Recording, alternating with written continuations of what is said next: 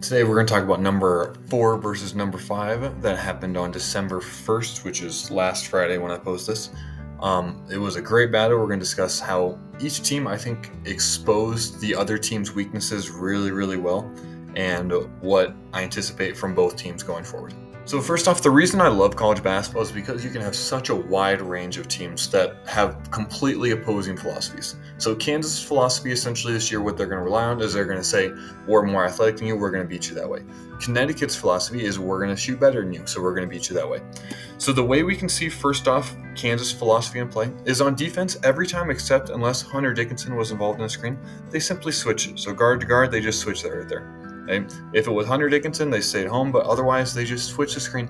And this caused Connecticut so much issues that we're going to talk about.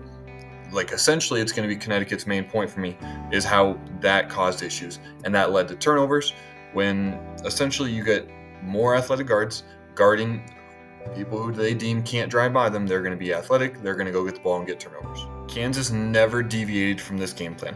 Every single time there's a guard to guard, they switch and they get up on them. And they have 4 athletic players, maybe except for Furphy. I need to see more of him. 4 athletic players, at least 3 athletic defenders that can guard the guards one-on-one and make them shoot very difficult shots and or throw passes because they get up in the air against a good guard on defense and they just have to force a pass. Connecticut at least did a better job in the second half adjusting, but in the first half you can see they have 12 points for the first 9 minutes and they're a good offensive team. They got shut down because Kansas played much, much better defense one-on-one. So then the next thing we're going to talk about is what Connecticut needs to do, what UConn needs to do in order to really have success. If anyone's going to have better defense or going to have guards that can guard them. So like this shot, even though he makes it, that's such a hard shot at the end of the shot clock. Connecticut made several of these. But this right here highlights what Connecticut needs to do if they're going to have success against this kind of defense. You need to be able to pick on whoever the weakest defender is that's not the post player. And if you cannot drive by him, you're just not going to get good looks and you're going to lose ball games. You need to be able to say, our guard is going to beat your guard one-on-one at least a certain portion of the time. And if you can't do that, if we have to rely purely on late end of the clock 3-pointers, we're not going to win games. If you cannot beat him right there, or we can't develop a system for you to beat him, we're not going to win basketball games. However, Connecticut did end up making this a very close game. So let's discuss how they did that. The first thing that needs to happen is essentially there has to be some kind of communication issue that caused some issues for Kansas on defense. I mean, frankly, they did a very good job, period. But the communication issue, especially on switches, does get difficult, and at some point people are going to make mistakes. We're watching this switch right here. Okay? So we can see there's not very good communication. They both go with the post player, leaving an open 3-point shooter. Connecticut didn't have enough of these is the issue.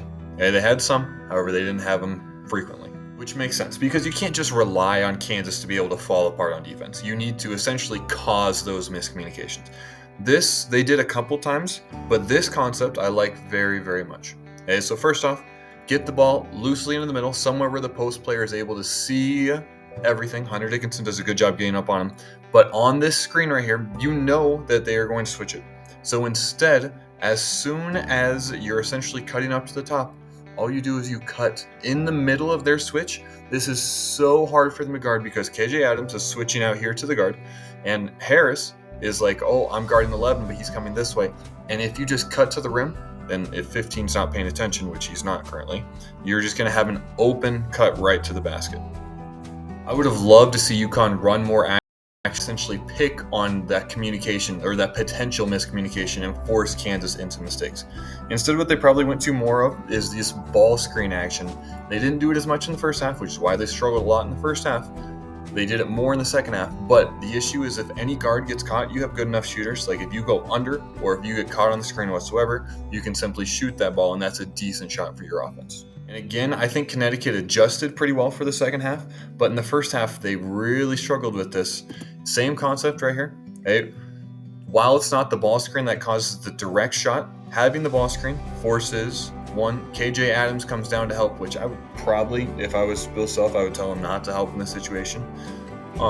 But simply kick the ball out. Now there's an open shooter, and that is a good look for Connecticut. This was essentially the only time Connecticut, I think, they got open looks throughout the game, period, is using the ball screen to create rotation and then capitalizing on that rotation. So same thing, you have good enough shooters here, Connecticut, if they go underneath the screen, which I can't imagine Bill Self told them to do, then you can hit threes over the top. Same thing, so here we're watching the ball screen, see what occurs because of it. Okay, ball screen right here. If he goes under, you can shoot. If he goes over, you can drive and allow that to create a little bit of opportunities. So you drive, get to the middle, and then Hunter Dickinson has to step up, which means there's no one on the post player, and an excellent lob and an easy dunk. In the second half, we saw the same thing. I think if Connecticut would have gone to this earlier, then they probably would have, I think, frankly, won this game. Again, we can see the exact same situation. Okay? 35 is rolling to the rim. KJ Adams says Hunter Dickinson needs help at the rim. Who's open? The other shooter on the wing side that KJ Adams just left. Kicked the ball out, and that's an open three. And if Connecticut would have just kept it simple and done this repeatedly, I think they would have won this game. Then finally, this right here is what speaks to how well Kansas played defense and how I think Connecticut's biggest weakness is going to be. Okay? So right here, we're looking. Connecticut's trying to get motion up here, blah, blah, blah, etc. Going to set a ball screen. Everyone's eyes are up here. This is the only instance. Look at all this space right here. Connecticut could have literally gotten this at any point in the game. Guard, one-on-one, and he's able to beat him because Kansas's guard expects the ball screen is coming, so he's slightly distracted looking that direction. If you can only beat them guard to guard once during the game, you're going to have a lot of issues. All right, so then we switch to Kansas' side of the ball. And Kansas' side of the ball is essentially the exact opposite of Connecticut's. In the fact that Connecticut shoots really well from the outside, they just couldn't get shots. Kansas doesn't shoot very well from the outside, and so Connecticut just played off of them. Okay, so KJ Adams, Harris, and McCullough are all relative non-shooters. So we can see in transition, the first example of this is they just ignore KJ Adams coming down. They just focus on Hunter Dickinson because he's the threat, and you force KJ Adams to take a very difficult shot. Connecticut never deviated from this game plan over and over again. If KJ Adams was the one on the perimeter, they just sagged off him. Hey, look at this. 11's not even remotely paying attention to him. He's way off the ball.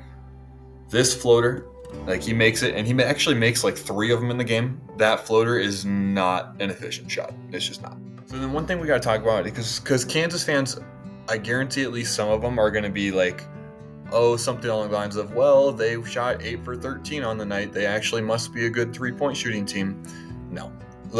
In small variations, when you only shoot, they went 9 for 14. If you only shoot 14, at some point you're going to have good shooting nights. But it's going to balance out. The issue is you got to be able to get good looks without that. And I think they did a decent job of that.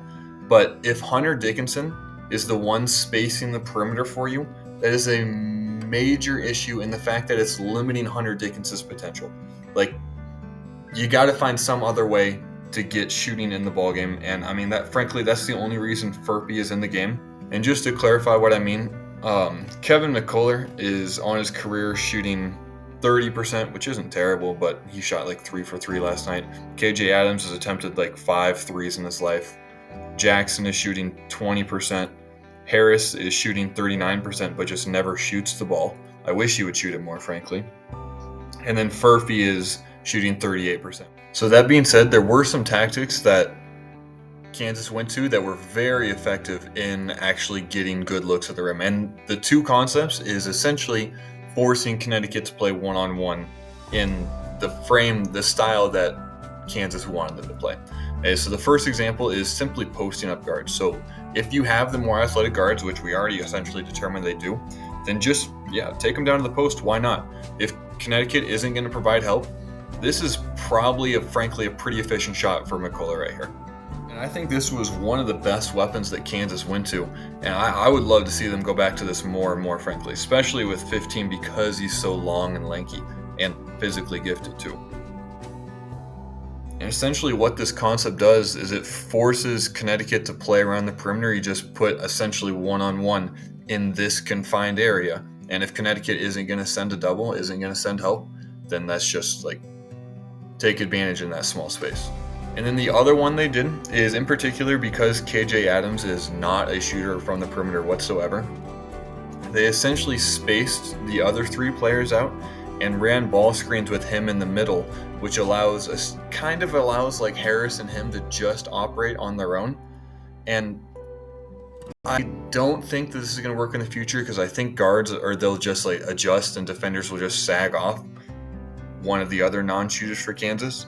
But it worked pretty well in this game. And simply KJ Adams is so athletic that you're going to get decent looks right here. If there's any miscommunication and the post players on the other side and the Connecticut guy isn't paying a huge amount of attention, but because the shooters over here, you allow Adams to essentially have this whole space right here, and Harris finds him and Adams dunks it, which he does a lot. And so I like the fact that Self acknowledges this and essentially intentionally runs plays that gives KJ Adams the ball in the middle to allow him to be efficient on offense despite his inability to shoot, which I think is a good sign that he understands the weakness and is able to essentially capitalize it. Same thing, post is on the opposite side. See, this is the situation I think this defender needs to help off aggressively. You need to leave McCullough out there and just say, we're not going to let KJ Adams dunk at the rim, because if you give him this space, like, he's finishing that for sure. So in conclusion, this was a great game. It was super back and forth. I love the atmosphere that Allen Fieldhouse provides. Like, it's always fun. And 2 really, really good teams. I do think that essentially Connecticut, their lack of ability to drive is really going to haunt them. And Kansas, the lack of ability to shoot is also partially going to haunt them. Until the teams make the adjustments to be able to get efficient shots despite their failings, I think they're going to struggle against top-tier competition. But that being said, never know. And they obviously have both great coaches, so I think they will be able to adjust. Congrats to Kansas to winning this. I think both teams are very, very good, and I am excited to see how they adjust throughout the season, undoubtedly. If you enjoyed this, feel free to like and subscribe, and have a great rest of your day.